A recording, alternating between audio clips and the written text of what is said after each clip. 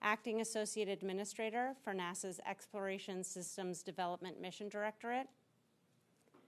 John Honeycutt, Chair of the Artemis II Mission Management Team. Sean Quinn, Exploration Ground Systems Program Manager. And Norm Knight, Director of Flight Operations. So we'll have some opening remarks from our panelists today, then we'll get into question and answers from both you here in the room as well as on the phone. A reminder to those who have joined us by phone, you can join the question queue by pressing *1. And with that, we'll start with Lori. Great. Thank you so much, Rachel. It's great to be here again with you all. And thank you so much for the turnout. Thank you for being here and for the tremendous interest, sustained interest even in Artemis II. As Rachel said, we just completed, about a couple hours ago, we completed 2 days of discussions as part of our Artemis II Flight Readiness Review. The Flight Readiness Review is our final big assessment of our readiness for launch, where we are going to, when we launch, fly 4 astronauts around the moon and bring them home safely. An incredible amount of work has gone into preparing for this test flight by thousands of people across our integrated team. At the conclusion of the Flight Readiness Review, I'll just say during the Flight Readiness Review, we had extremely thorough discussions, very open, transparent. We talked a lot about our risk posture and how we're mitigating those risks. We reviewed the challenges that we've had and how we've addressed them. And we talked about the work that remains, what's left to do, and how we're going to get through all of that. We were fortunate to have our crew join us virtually for the review from Houston: Reed Wiseman, Victor Glover, Christina Cook, and Jeremy Hansen. Having them join us in this review really reinforced the importance of having open, honest discussions about our path forward and about the risks that we're asking them to take. At the conclusion of the FRR, all the teams polled go to launch and fly Artemis II around the moon, pending completion of some of the work before we roll out to the launch pad. Just a reminder to everybody, we talk about it every time we talk about this flight. It's a test flight, and it is not without risk, but our team and our hardware are ready. We are planning to roll out to the pad, back out to the pad, targeting next week, a week from today on the 19th. We are on track for that. Everything's going pretty well. Maybe even a little ahead of that, but we're shooting for the 19th. And then once we get back out to the pad, we'll configure for launch. Pending completion of the work in the VAB and at the pad, we are on track for a launch as early as April 1st. And we are working toward that date. I'll say the launch time on the April 1st is at 6:24 p.m.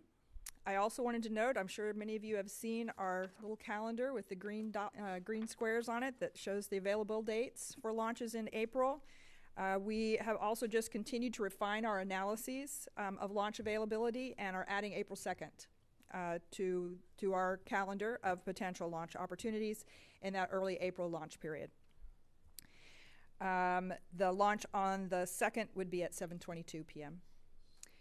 Within those 6 days between the 1st and the 6th, we can't always turn around every day for an attempt. We would anticipate on the order of about 4 opportunities within that 6-day period.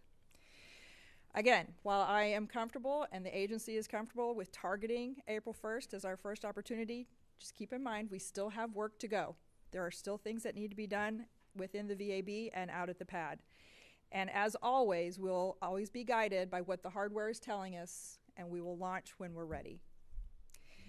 I want to close just by saying how proud I am of this amazing team that is working tirelessly to prepare to launch and fly our astronauts around the moon and bring them home safely. With that, I'll hand it over to John. Okay, thank you, Lori. Hello again. It's good to be back with you all today, and it's even better for us to be ready in the rocket to get ready to roll out again and launch this mission. You know, probably over the last 7 days, pretty much on more than off, we spent a lot of time with the senior executives and the leadership throughout the enterprise talking about our risk posture, as Lori alluded to, but moreover, you know, looking at it through the lens of an FRR, an agency FRR is really more like it's telling the risk story, and it's about how you communicated risk. So, Lori said, "Hey, we need to spend a few days doing just that, and kind of wire brushing the team so that we don't put ourselves in a posture of what I always kind of talk to folks about sometimes, don't bring me a kit and make me have to put it together myself. You know, I wanted to be crisp on going to this agency FRR and making sure that we had the kit put together so that folks could understand that we were doing our best job at communicating the risk associated with this mission. You know, over and over again, we ask ourselves, is the rocket ready to fly? Is the spacecraft ready to fly? Is the integrated team ready? You know, so another piece that kind of drives into that is Amit's been talking to us for several months about failure of imagination. I think we use that term a lot in human space flight, right? And so we want to be sure that we're thinking about everything that can possibly go wrong. And have we assessed and adjudicated all the risks to put us in the best posture to be successful? I, like Lori, was very pleased with the outcome of the flight readiness review. Amit asked for dissenting opinions at the end. We spent a little bit of quiet time, giving people plenty of time to come to the table and share any dissenting concerns, and there were none. We took some actions at the FR today. Some of those actions are due to be completed prior to rollout, which I don't think is a big deal. It's just work we got to get done. And then there's some that will come to the L-2 when the enterprise hands over the mission management to the MMT. And like I said, we got a path to close all the open actions either prior to rollout or prior to launch. I spent a lot of time over the last probably 7 months putting teams together to go look at risk across all the individual elements of the enterprise and how they stack up, and then once I got that data put together by the teams, put together another team to go assess all those integrated risks and how they interact with each other from a top-down perspective and a bottoms-up perspective. And I was really pleased to report, that we didn't find any new integrated risk interactions throughout that process. So just in closing, I'll say that, this is the first flight, like I've always said, of humans in over 50 years and to the moon, and that's certainly exciting. And I've always cautioned the team, and we won't do it, and we're not going to celebrate this small victory that we had on getting through the FR, which was quite a big deal, but it's just a step along the way. So we're not going to celebrate till we get Reed and Victor and Christina and Jeremy safely home. Thank you. I'll turn it over to Sean. All right. Thank you very much, John. Well, first of all, it's good to see everyone here today. It's really incredible that we've set a new launch date to send our astronauts back to the moon for the first time for 50 years. Exactly 2 weeks ago, we had to roll back from the pad after a very successful wet dress rehearsal. And, it was frustrating to have the issue that we had, but, as you know, we had a problem loading helium on the upper stage. We got the vehicle back to the VAB, and we removed the suspect part. It was what we call a quick disconnect, a helium quick disconnect. And we took it to our labs, we x-rayed it, and we found a seal blocking the flow of the helium through the QD. And so at that point, we set upon a path to figure out the root cause. And so we set up some non-flight units down at our launch equipment test facility and proceeded to duplicate the conditions that we experienced when we were trying to load helium on board the upper stage, and we were able to replicate the problem. Since that time, our combined engineering teams across our ground systems and SLS teams came up with a design fix. That design fix was implemented on a test article, and we have successfully tested it, and we have qualified it for use on Artemis II. And the modified QD is already on the upper stage. So very, very proud of the team and the work that they did to quickly understand the root cause and come up with the corrective action and get us back in a posture to roll back out. We've also replaced the flight termination system batteries on the ICPS, on the core stage, and the boosters. And we are in the process now of testing the flight termination system in the VAB. So far, the VAB processing has gone very well. And, as Lori mentioned, we're targeting March 19th, the roll date. And should we meet that roll, which we have fairly high confidence we are, it'll be the fastest turnaround in the Artemis program since we started. 22 days from the time we roll off the pads, getting back out to the pad. During that time, we've also charged Orion's launch abort systems batteries. We performed another closeout crew demo in the VAB. And, the closeout crew and getting them trained and making sure we hit our timelines is very important for our launch countdown. And we got it done in a little under about 2 hours and 40 minutes. And so we're meeting our closeout crew timeline, and that was very good training. We also replaced the liquid oxygen seals on the tail service mast umbilicals. And so we thought while we had the time, given the experience we had with the LH2, the hydrogen seals, would be a good idea to change those. So we did that, and that's all completed. And now we've committed to roll again on the 19th.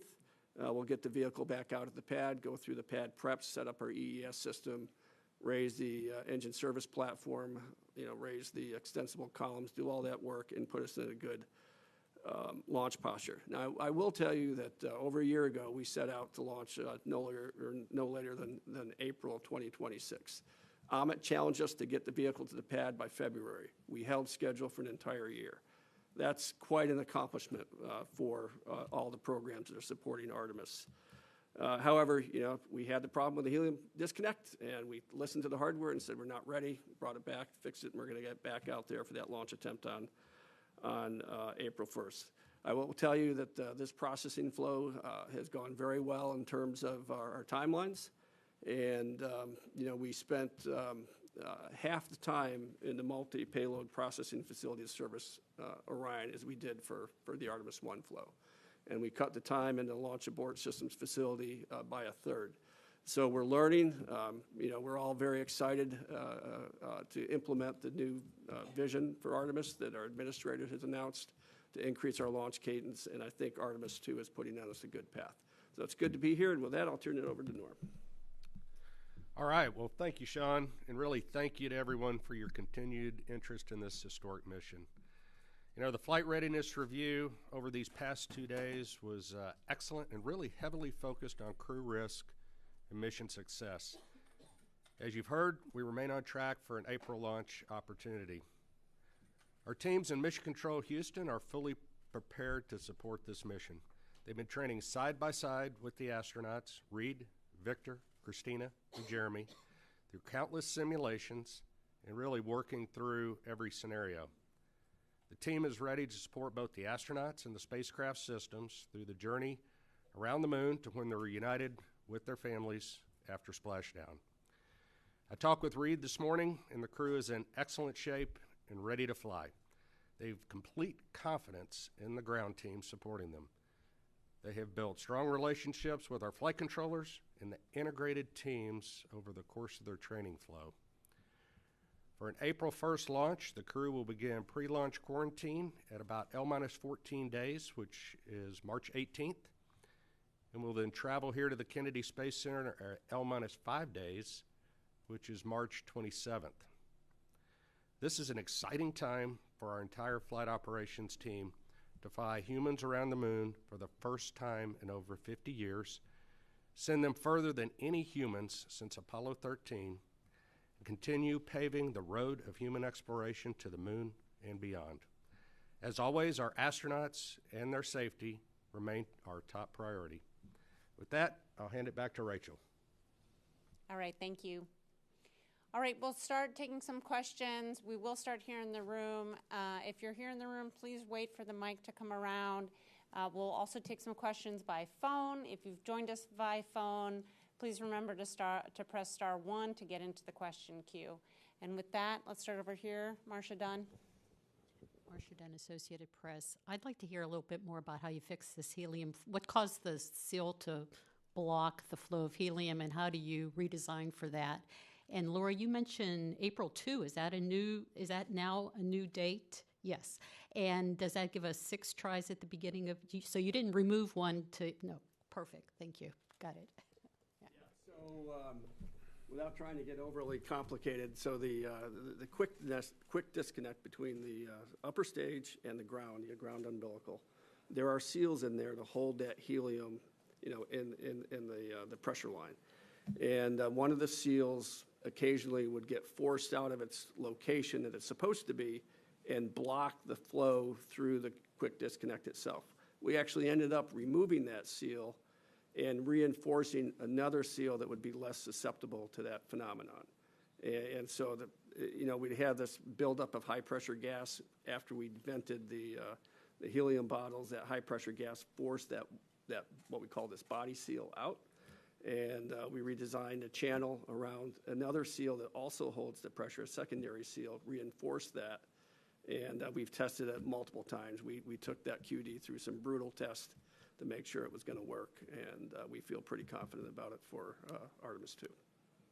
Yep. And then if I can provide just an explicit answer to Marcia, because I was shaking my head in the room and just want to make sure everybody gets the answer, that yes, we have added the 2nd of April. That is a new date. Previously, it had been excluded. We've done additional work, and now we've done enough analyses to believe that that is a viable date. So it's been added, and it is an add. We haven't taken any other dates away. We have 6 potential dates.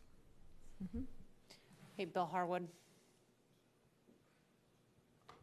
Hi, Bill Harwood, CBS News. Since virtually all of you mentioned the risk analysis for this mission, the OIG last week put a report out that put the risk of lunar operations at 1 in 40 and the risk of lunar mission from start to finish at 1 in 40, or 1 in 30, I'm sorry. Is there a probabilistic risk assessment for Artemis II? What are the numbers, since you're talking about assessing the risk? You've got to have some way to do that. So is there a number to put on this flight in terms of what you consider acceptable risk? You want to take that one, John? Yeah, so Bill, we've grappled with this overall number for a while. What I would say is we understand the risk associated with the individual components, the subsystems, and then the overall systems. I think I talked at the end of Artemis 1 relative to, new rockets. It's a 1 in 2 chance to make it, right? So I think we're looking at this kind of qualitatively, like, I've done a lot of thinking and a lot of reading about, okay, what does that mean for us for Artemis 2? And, there's a lot of variables there, right? And it really depends on how quickly you get back into flying, right? And so, one of the variables is we've got such a gap between Artemis 1 and Artemis 2, and you don't have that cadence, kind of like we had in shuttle, where we fly sometimes 4 or 5 times a year, right? So Lori and I have talked about this a lot, and so the numbers would tell you just kind of qualitatively that, you know, it's probably a 1 in 50 would be a good number if you were really getting after it and had a good cadence on a second or a third time. But with this gap that we got, you know, it's probably not, you know, 1 in 50. It's probably not 1 in 2, but it's probably, like, and I'm quoting Lori on this, it's, you know, and I believe it too. It's probably closer to 1 in 2. That, you know, and that's, well, that basically means we're probably not 1 in 50 on the mission going exactly like we want to, but we're probably not 1 in 2 like we were on the first flight. That's what I would tell you. I think we're being really careful not to really lay probabilistic numbers on the table for this mission, just given the small amount of data. You say anything you don't agree with there, you want to add? I guess the one thing I would add is you asked specifically about the probabilistic risk assessment, and we do those. We have that. They're numbers. I think sometimes we get tricked into believing that those numbers are somehow really telling us something critically important. I think they're valuable. I think we can do things in a relative sense to measure what's more risky or less risky. But I agree with John that in this sense, I think as we're thinking this through, thinking about it as it's not the first flight, but we're also not in a regular cadence. So we definitely have significantly more risk than a mission, a flight system that's flying all the time. But I'm with him. I wouldn't actually put a number on it. You know, I can break it down in terms of the mission phases, right? You know, and I can tell you when we got the most dynamic activities going on, like during ascent, and then when we're doing those burns, doing the perigee raise, and then we're doing the TLI burn, those are going to be the times that we're introducing the most risk into the whole mission. There's a lot of times where we're steady state and we're going to be feeling pretty good about what's going on in the mission. But at the end of the day, we want to accomplish as many goals as we've laid out for ourselves in the mission. But the main thing that I want to do is I want to hit that damn entry interface right down the middle and make sure that I'm bringing the crew home safely. Okay, let's go second row, Will Robinson Smith. Hi, excuse me, Will Robinson Smith with Spaceflight Now. Thanks for taking the time to talk with us. Maybe just to clarify this, just to make sure that at least I'm fully understanding what you're saying. So the 1 and 2, is that essentially to say that there's a coin flip in the mission going fully successfully as architected? And then just secondarily, a quick follow-up. We saw the VAB be evacuated earlier today, and there was some talk of a loud bang. Can you clarify what exactly happened? Thanks. Sean can get that in just a minute. So I don't want you walking out of here and saying that I said this mission's a 1 and 2, right? I'm saying if you look at the data over time, over the lifespan of just building new rockets, right? The data would show you that 1 out of 2 is successful. You're only successful 50% of the time. I think we're in a much better position than that. And the only way that I can put us in a better place than the 1 and 2 is do what we've done, right? Uncover all the risk and make sure we've done everything to buy down risk, give us options to work through challenges that we've got. And then at the end of the day, it's going to be what it's going to be. Now, I'm not being flippant about that, because these teams the individuals are ready to go fly. We have spent a lot of time working through our processes on the ground and for in space and for landing and recovery. Teams are well practiced. There's probably not many scenarios that if things go fairly nominal that we don't understand. Norm and I talk about it a lot where, we know we're going to get a curveball thrown at us. And so then we just we got to weigh our options and assess the risk at that point in time, and then we'll keep moving on. He'd got your bang story there. Well, let's see. So first of all, we don't know exactly the cause of the loud noise. We had what we call an access control monitor hear it, didn't know what it was, did the right thing, pulled the fire alarm. We rolled the fire engines, the fire department, into the VAB. They did their normal methodical checkouts that they do whenever a fire alarm is pulled, and we declared the building fire safe shortly after that. And we don't know exactly where the bang came from, but we went ahead and shut the VAB down, evacuated the personnel, and did the safety checks. We could not find any sign at all of a fire. The person also reported an odor. We think it may have come from a floor drain, and declared the facility fire safe and brought our crews back in to continue working. I could speculate on what it was, and I just don't want to do that right now. Okay. Yep. All right, we'll take several questions from the phone and then come back here in the room. First up, we have Jonathan Sari with Fox. Thank you so much for taking the time. This is for whoever wants to take a forward look, future Artemis missions, Artemis 4 and beyond, the human landing system. The OIG report raises concerns over the elevator in the Starship HLS being the only way for astronauts to move between the surface and the crew compartment. What options for a backup is NASA exploring?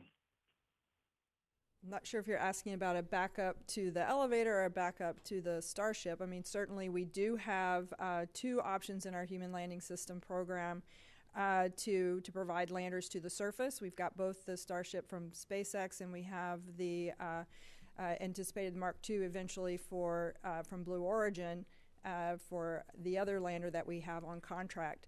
Both of them will have to demonstrate not only the successful landing and ability to an uncrewed landing and ascent from the surface of the moon before we commit to putting our crew on there, but they're going to have to demonstrate that they are qualified for human flight.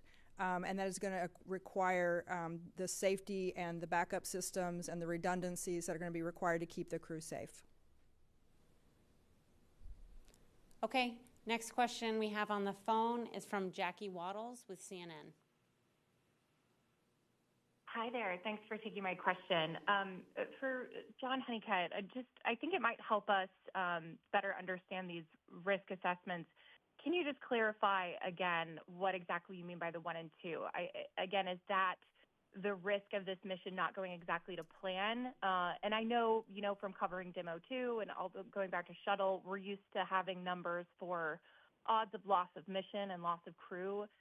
Do you have any calculations for those specific parameters that you can share with us? Some clarity on that would be great. And then if you don't mind, quickly for Lori, you mentioned that the crew was present at the flight readiness review. Could you give us some insight into what they may have brought up during the flight readiness review, any questions and concerns they may have raised? Thanks so much. I'll let you. Yeah, you can go first. I'll go first.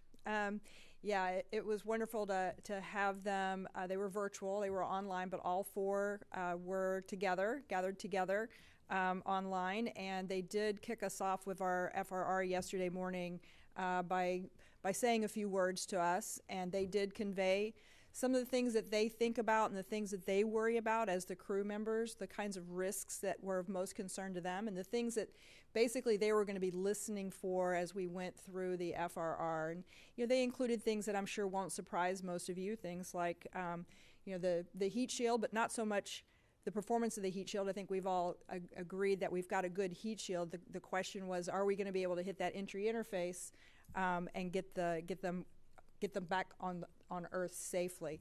And so they were listening to make sure that we had that really nailed down and we were going to be able to hit that entry interface. Understanding communications challenges and making sure that they'll be able to maintain communication with Earth. And that's one of the things they were looking at, those risks, the environmental control and life support systems.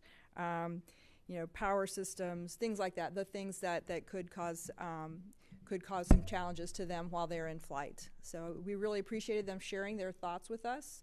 I will also share, I think one of the things that they mentioned was, we've spent the last 25 years in low Earth orbit, and they wanted us to make sure that we all recognize as the board members that this mission is different. We are going well beyond low Earth orbit. We're going out to the moon, and we can't always rely on our experience in low Earth orbit when we're taking this kind of a mission. All right, let me make another run at this. I've had a little bit of time to think again. All right, so on the 1 and 2, all I'm saying is when you don't have a lot of data to pick from and you want to go generate a probabilistic number, the way I got the 1 and 2 is to just go look at the rockets that flew their first mission, right? How many of them were successful? It's about 1 and 2, right? And so people, I don't want people to take that as being that we should be scared to go fly, because we're not scared to go fly. We do an outstanding job of understanding the risk, buying down the risk, mitigating the risk, and putting together controls to manage the risk. But I think you get in trouble, and we had a little bit of conversation on this today at the FRR, not specifically about, kind of indirectly about talking about generating probabilistic numbers, right? And so you can use a probabilistic assessment in a way that might scare you unless you go look at, for instance, take for example, losing foam, right? And so you can say, okay, there's a X and Y chance that I'm going to lose foam off the rocket. Okay, but then something else has got to happen. It's got to be in the right place, and then you got to work through the demise chain. What it's in that area, based on the analysis we can do, what's it going to hit? What if it does hit that? What can it do? And so, when you work through all that from a technical standpoint, you can put yourself in a better place rather than just solely relying on a probabilistic number. And Bill, I totally get what you're saying, because in shuttle, we used to have a 1 in N number for loss of mission and a 1 in N number for loss of crew. And, I think those numbers, I don't go back to STS-1. I started probably around STS-36 after Challenger. But, those numbers were always a 1 in N. Norm, you might remember how the range was about, a 1 in 130, 1 in 140, and it improved over time, right? And it's driven by the stuff that you do to make the launch vehicle or the rocket better and put yourself in a better position to mitigate the challenges that you got. So, it's just,